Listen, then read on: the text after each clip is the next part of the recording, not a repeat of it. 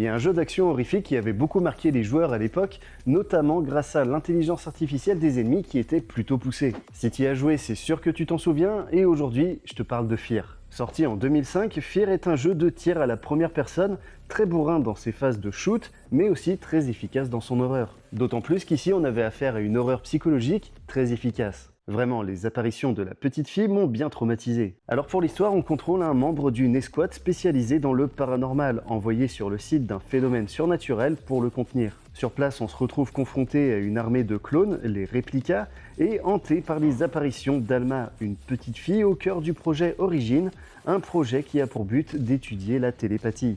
Donc franchement, un scénario plutôt efficace. Tout comme le gameplay d'ailleurs, avec des gunfights bien bourrins et la possibilité d'utiliser des bullet time. Et ça, on en a bien besoin parce que comme je le disais en intro, les ennemis sont loin d'être cons. C'est d'ailleurs ce qui fait qu'à l'époque, certains se sont plaints que le jeu était trop difficile. Mais en effet, les ennemis communiquent entre eux, contournent le joueur pour essayer de le piéger, ou déplacent des objets pour se mettre à couvert. Alors certes, ça donne quelque chose d'exigeant, mais tellement satisfaisant. Pour ce qui est de l'ambiance horrifique, elle est oppressante et vraiment travaillée. Il y a pas mal de jumpscares évidemment, mais toute l'horreur ne réside pas dans cette mécanique.